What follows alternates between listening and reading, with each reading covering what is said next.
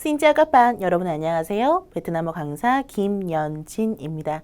자, OPI라고 하면 베트남어 오럴 테스트라고 해서 말하기 테스트를 뜻하는데요. 저와 함께 베트남어 시험 강좌를 함께 준비를 해보도록 하겠습니다. 자, 1차 시부터 15차 시까지 준비를 했고요.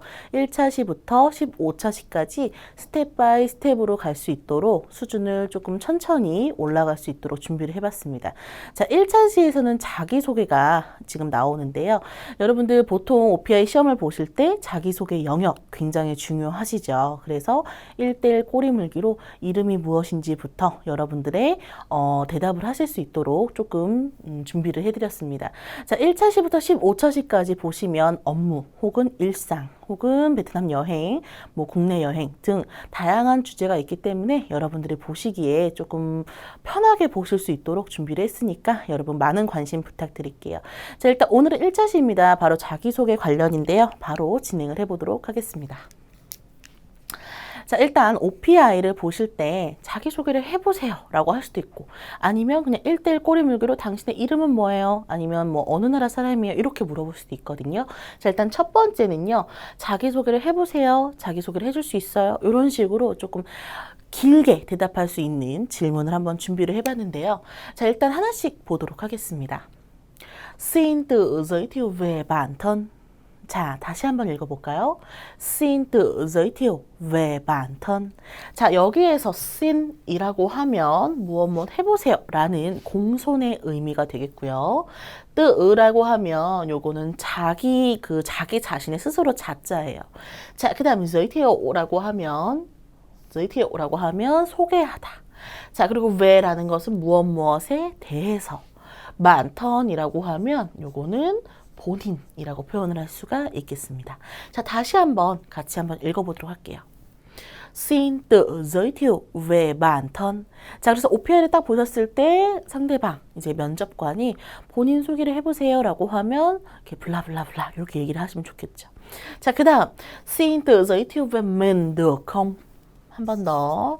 Xin tự giới thiệu về mình được không? 여기서 được khom이라고 하면 가능합니까? 라고 질문을 하는 게 되겠죠. 즉, 자기소개 해줄 수 있어요? 라고 하면 여러분들은 대답으로 vâng à, em tên là bla bla bla 이런 식으로 진행을 해주시면 되겠습니다. 자, 그랬을 때 인칭 주어 선택부터 어떻게 이야기를 해야 되는지 한번 차근차근 설명을 드릴게요. 면접관이 응시자에게 만약에 남성일 경우에는 I'm, 그 다음에 여성일 경우에는 she, 그 다음에 조금 어린 대학생이나 조금 나이가 어린 것 같다라고 하면 상대방을 M이라고도 부를 수가 있겠습니다. 저는 사실은 이게 영상이기 때문에 I'이라고 할지 G라고 할지 굉장히 많이 고민을 하기는 했어요. 근데 OPI 그 면접관이신 분들이 사실은 60대 이상이신 분들이 굉장히 많거든요. 50대에서 60대 정도. 그렇기 때문에 아무래도 M이 편하지 않을까 싶어서 전체적으로 질문에 M이라던가 ING를 맞추긴 했지만 대부분 M이라고 나올 거예요. 그리고 본인들의 답변도 역시 M이라고 하시는 게 좀 좋을 것 같아요. 요거를 제가 이제 강의를 하면 천천히 이야기를 할 건데 물론 베트남어에서 대답을 할 때 또이라고도 할 수 있지만 본인 스스로를 조금 낮춰서 아무래도 시험이잖아요. 그래서 M이라고 해주는 게 좋을 것 같습니다. 응시자가 면접관에게 대화를 나눌 때에는 여성분일 경우에는 꼬라고 해주시는 게 좋겠고요. 남성분 면접관도 있어요. 그랬을 때는 안이라던가 혹은 더이를 사용해서 조금 예의 있게 예의를 갖춰서 이야기를 해주시는 것이 좋겠습니다. 자, 그러면 제가 아까 문장을 보면서 설명을 해드리기로 했죠. 자, 하나씩 보도록 할게요. 면접관이 안이라고 할 수도 있어요.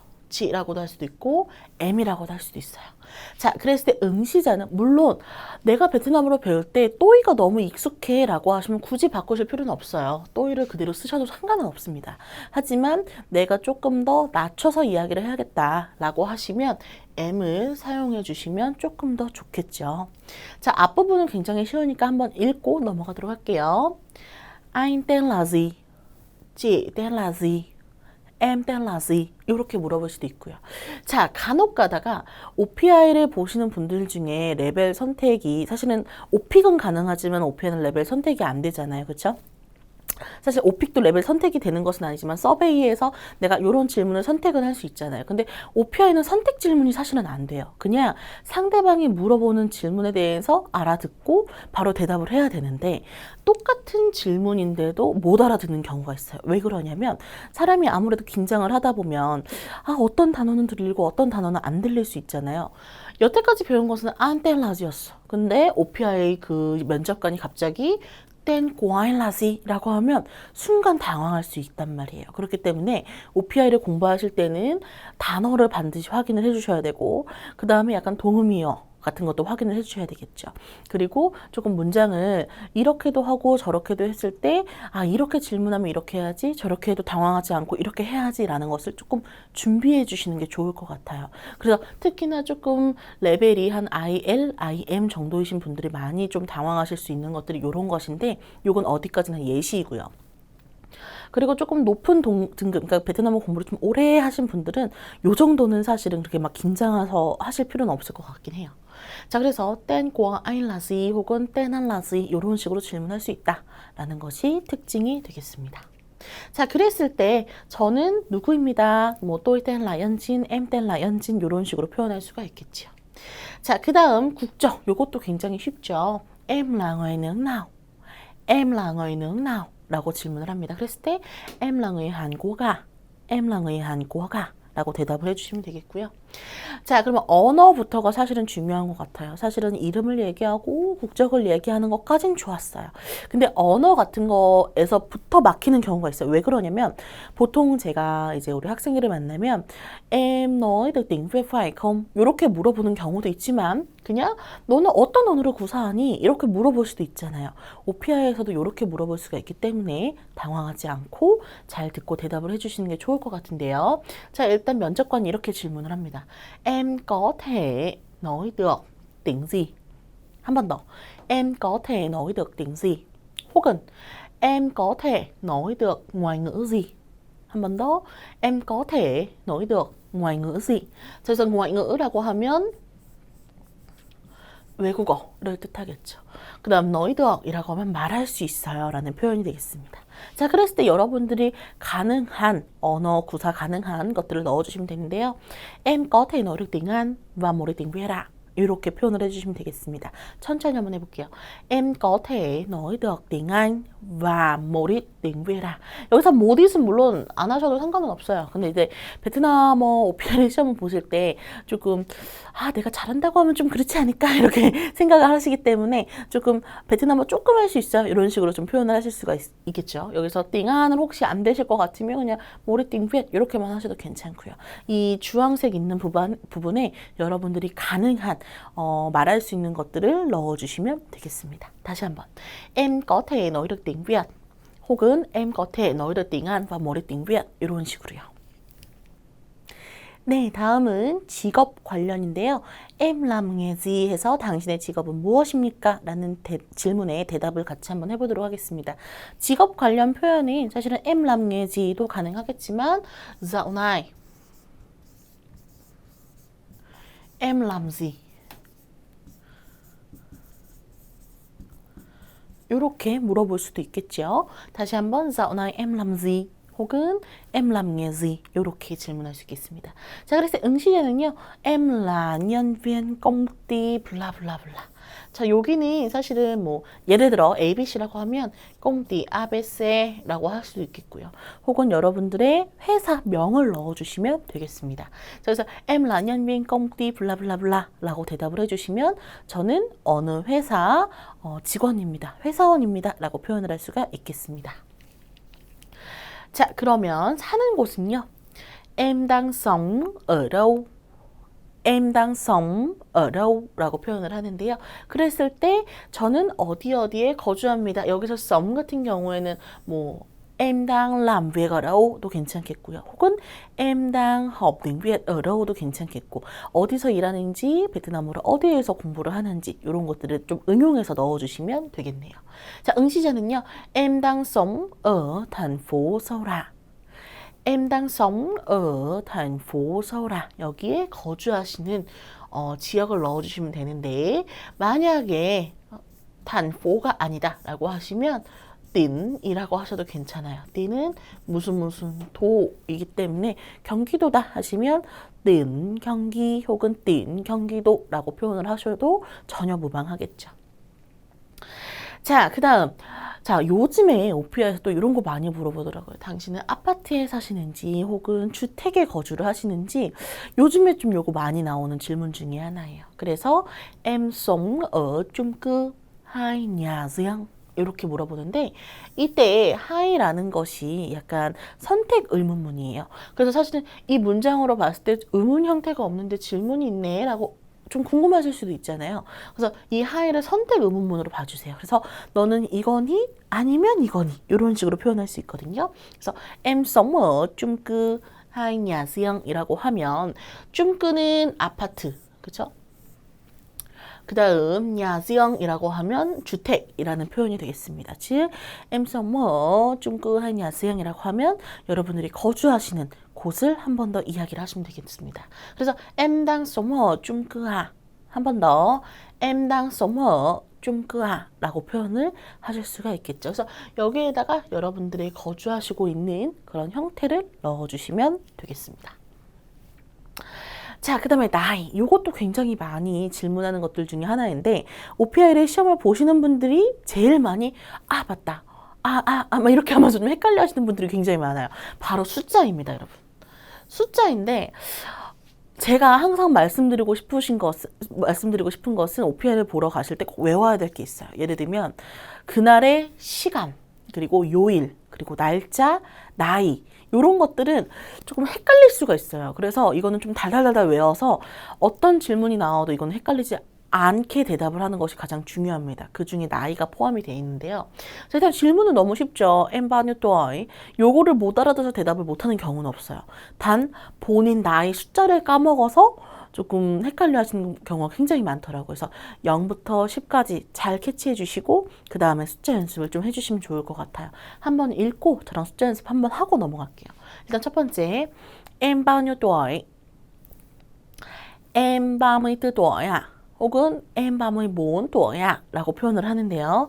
자, 일단 34 같은 경우에는 34 또 있고 혹은 뜨라고도 할 수가 있겠죠. 그래서 보통은 em 34 à 이렇게 또 어휘를 생략해도 괜찮아요. 그래서 또 어휘를 생략하고 em 34 à 혹은 em 34 à 라고 표현을 해서도 전혀 무방하긴 합니다. 자, 일단 0부터 10까지 하면 0, 1, 2, 3, 4, 5, 6, 7, 8, 9, 10 라고 하는데 여기서 기억할 거는 숫자에 또 규칙들이 있었죠. 이거 생각하시면서 예를 들면 21이다. 21 하고 올려줘야 되는 거. 그죠? 그 다음에 20라고 하면 숫자 10은 10 하고 내렸지만 20부터는 20 하고 성조가 없어지는 거.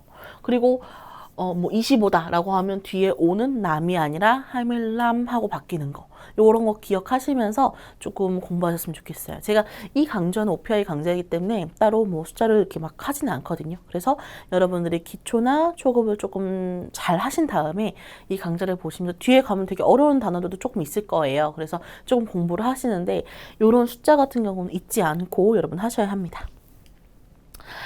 자, 그 다음에 또 우리 숫자 또 나왔죠. 자, 봅시다. Em sinh năm bao nhiêu?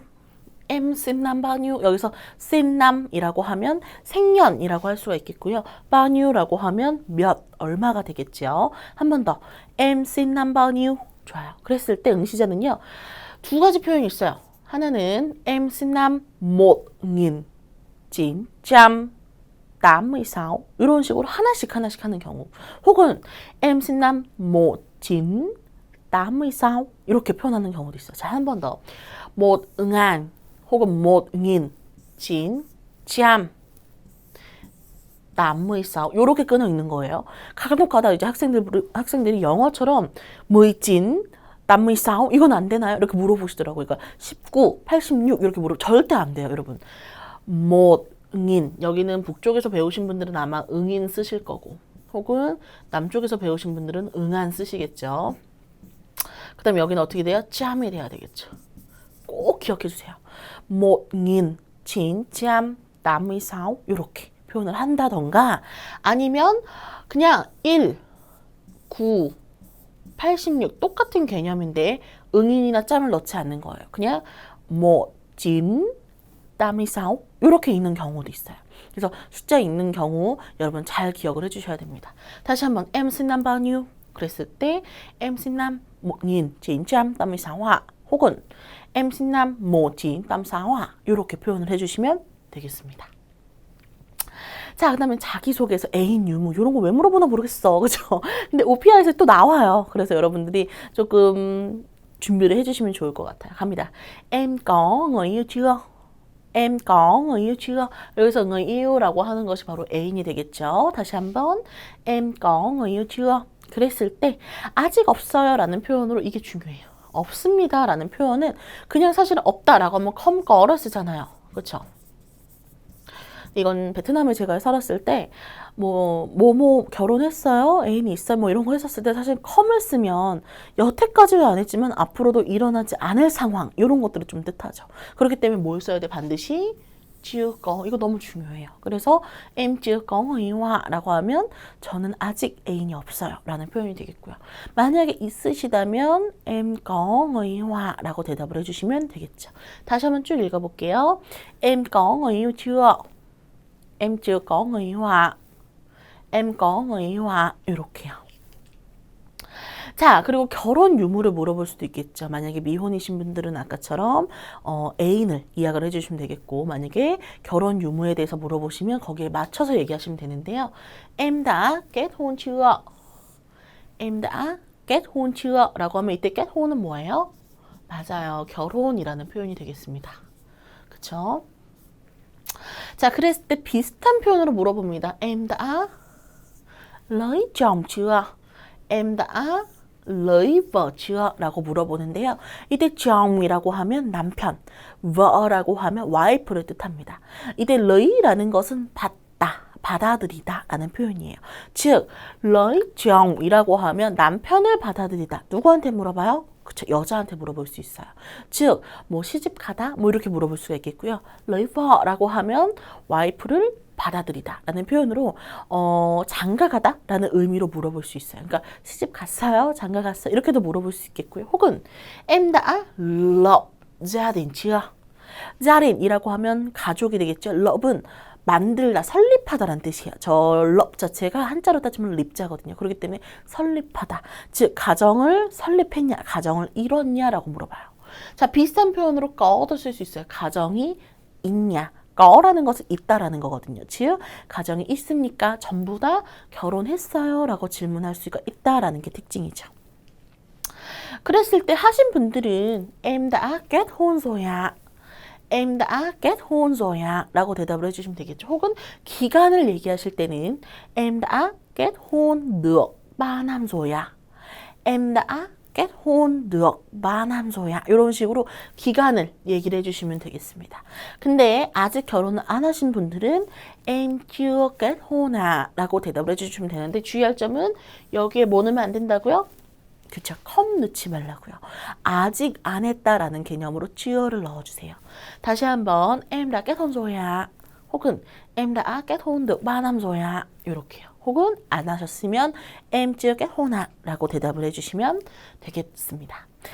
자, 저랑 수업이 끝날 때마다 이 페이지가 나올 거예요. 마이쌤과 약속인데 여러분 저는 아까 제가 처음에 인사드릴 때 베트남어 강사 김연진입니다 라고 했는데 베트남어 이름은 마이를 써요. 그래서 마이쌤이라고도 많이 불리는데요. 앞으로 저랑 이렇게 약속을 할 거예요. 매 강의가 끝날 때마다 일단 첫 번째 단어 외우기 너무 중요합니다.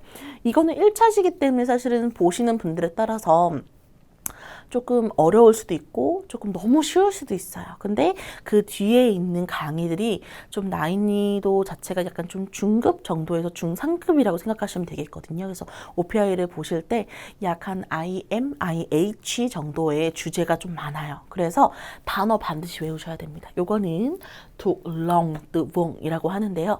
thuộc lòng 이라고 하면 외우다. tự vựng은 단어를 뜻하겠습니다. 두 번째, 여러 번 읽는 거 너무 중요하겠죠. 본인의 스크립트를 작성하시고요.